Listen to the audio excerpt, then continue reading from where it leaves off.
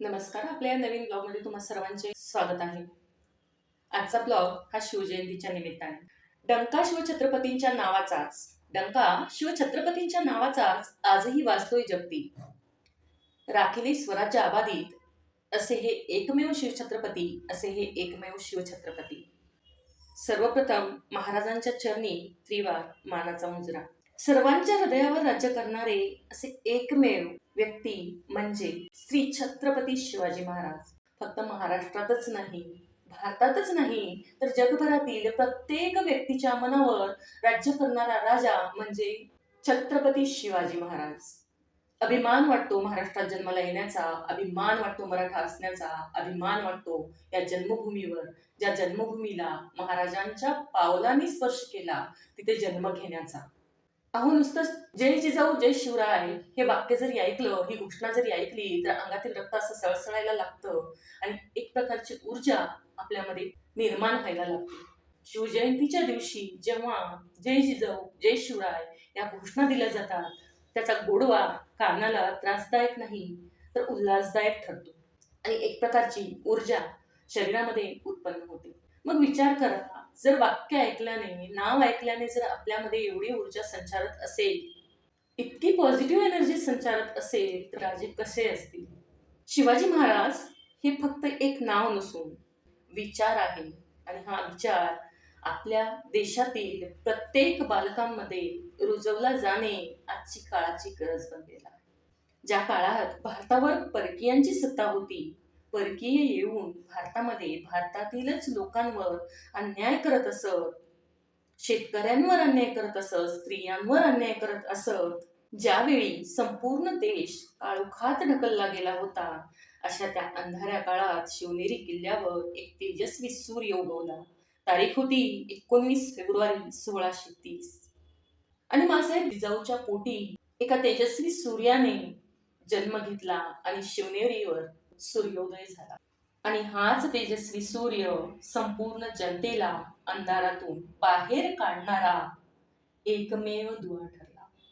लहान असताना घरांमध्ये ज्या जडणघडणीमध्ये ते मोठे होतात, त्याचा परिणाम प्रत्येक बालकाच्या आयुष्यावर होत असतो. आणि या तेजस्वी सूर्याला घडवण्याचे काम मासाहेब जिजाऊंनी केले. त्यांनी शिवबांना लहान वयापासूनच न्याय आणि पराक्रमाच्या गोष्टी शिकवल्या आणि यातूनच त्या बालमनात स्वराज्याची ठेंगी पेटली. ज्या काळामध्ये मोठमोठे राज्य परकीयांची सत्ता सहन करत होते, त्या काळामध्ये अगदी बालवयामध्ये महाराजांच्या मनामध्ये स्वराज्य निर्माण करण्याचा विचार आला. जिजाऊंनी शिकवले की अन्याय सहन करायचा नाही, त्याला तोंड द्यायचे आणि अगदी बालवयात शिवबांनी अन्यायाचा सामना करण्यास सुरुवात केली. ती सुरुवात झाली ती तोरणा किल्ला जिंकण्यापासून. परकीयांची सत्ता असताना अगदी 16व्या वर्षी, म्हणजेच काय, ज्या वयामध्ये आपली मुलं सवंगड्यांसोबत खेळण्यामध्ये मग्न असतात आणि आजच्याच काळाचा विचार केला तर मोबाईल हातामध्ये घेऊन टाइमपास करण्यात व्यस्त असतात, त्या काळामध्ये महाराजांनी तोरणा किल्ला जिंकून स्वराज्याची पायाभरणी केली.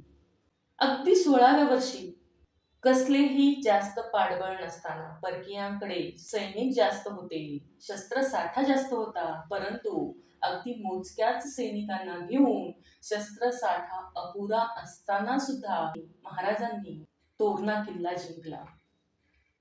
अभिमान वाटतो की इतक्या कमी वयामध्ये, इतक्या लहान वयामध्ये ज्या गोष्टी मोठमोठ्या राजांना जमल्या नाही, त्या महाराजांनी साध्य केल्या. आणि अगदी वयाच्या 16व्या वर्षी स्वराज्याची पायाभरणी केली. त्यानंतर अनेक धाडसी पराक्रमी कार्य महाराजांनी केले. जसे की आपण पाहतो, महाराजांचा इतिहास हे लहानपणापासून आपण अभ्यासात आहोत आणि त्यामध्ये महाराजांनी कोणकोणते काम केले ते आपल्याला माहितीच आहे.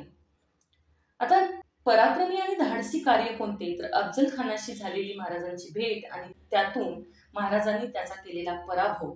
दुसरी गोष्ट, आग्र्याहून आणि पन्हाळगडाहून सुटका हे काही सोपे काम नव्हते, पण त्यातही ते डगमगले नाही. अनेक राजे होऊन गेले, पण श्री छत्रपती शिवाजी महाराज हे नाव फक्त भारतापुरते मर्यादित नाही, तर अख्ख्या जगात प्रसिद्ध आहे. विचार करून पहा की असा कोणताही राजा नाही भारतातला की ज्याची जयंती बाहेर देशात साजरी केली जाते, परंतु श्री छत्रपती शिवाजी महाराजांची जयंती महाराष्ट्रात जितक्या उल्हासाने साजरी केली जाते तितक्याच उल्हासात बाहेर देशातही साजरी केली जाते. आणि महाराजांची जयंती साजरी केली जाते ते काही फक्त त्यांनी युद्ध जिंकत गेले आणि स्वराज्य मिळवले म्हणून नाही, तर त्यांचे विचार आणि त्यांच्या अंगी असलेल्या गुणांमुळे लोकांचा महाराजांच्या प्रती आदर आपल्याला पाहायला मिळतो. महाराजांनी अगदी कमी वयामध्ये फक्त युद्ध जिंकले नाही, तर एक आदर्श प्रशासन उभे केले, शेतकऱ्यांचे रक्षण केले. परकीयांची सत्ता असताना शेतकऱ्यांवर अनेक प्रकारचे अन्याय होत असत, परंतु महाराजांनी शेतकऱ्यांचे रक्षण केले, कर प्रणालीमध्ये सुधार केला आणि सगळ्यात महत्वाचे म्हणजे महाराजांनी स्त्रियांचा सन्मान अबाधित ठेवला. शिवरायांच्या काळात सैनिकांना कडक आदेश दिले जात होते की कोणत्याही स्त्रीचा अपमान सहन करायचा नाही. परकीयांकडून स्त्रियांवर अत्याचार केले जायचे आणि म्हणूनच महाराजांनी सैन्यातील प्रत्येक सैनिकाला आदेश दिला होता की कुठल्याही स्त्रीचा जर अपमान होत असेल तर त्या व्यक्तीची गय केली जाणार नाही. आणि म्हणूनच त्या काळामध्ये स्त्रिया या सुरक्षित होत्या, निश्चिंतपणे वावरत होत्या. त्या उलट आजचा जर आपण काळ पाहिला तर आजच्या काळामध्ये तुम्ही जर वर्तमानपत्र जर पाहिलं तर त्यामध्ये प्रत्येक पानावर स्त्रीवर अत्याचार झालेली बातमी आपल्याला ऐकायला वाचायला मिळते. मग अशी अवस्था आपल्या या महाराष्ट्राची का व्हावी हा प्रश्न समोर येतो. मी सुरुवातीला एक वाक्य बोलले होते की महाराजांची जडणघडण करण्यामागे माँसाहेब जिजाऊंचा मोलाचा वाटा आहे.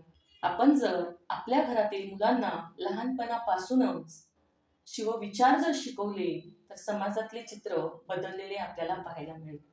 परंतु आपण करतो काय? ज्या काळामध्ये ज्या वयामध्ये माँसाहेब जिजाऊंनी शिवरायांना शौर्याच्या पराक्रमाच्या गोष्टी शिकवल्या त्या काळामध्ये आपण काय करतो? जर आपला मुलगा जेवत नसेल, काही ऐकत नसेल, रडत असेल तर आपण त्याच्या हातामध्ये मोबाईल देतो. आणि म्हणून आपली पिढी विरुद्ध दिशेने जाताना आपल्याला पाहायला मिळत आहे. 16व्या वर्षी महाराजांनी किल्ला जिंकला, त्या वयामध्ये आपली मुलं, आजची पिढी हातामध्ये मोबाईल घेऊन तासनतास टाइमपास करताना आपल्याला पाहायला मिळते.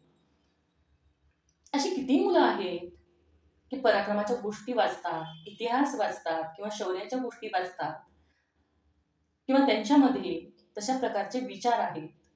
एका ठिकाणची बातमी ऐकण्यात आली की मुलगी रस्त्याने जात असताना 2 मुलं गाडीवरून येतात आणि त्या मुलीला गाडीवर टाकून घेऊन जातात आणि बाकीचा आपला समाज ते पाहत बसतो, त्याचा व्हिडिओ करत बसतो. शिवरायांच्या काळामध्ये सैनिकांना मुभा दिली होती की ज्या ठिकाणी स्त्रियांवर अत्याचार होतो त्या ठिकाणी कुणाचीही गय करायची नाही. महाराज फक्त शेतकऱ्यांसाठी आणि स्त्रियांचा आदर करणे इथपर्यंत सीमित नाही, तर महाराजांच्या राज्यामध्ये सर्व धर्मांचा आदर केला जात असे.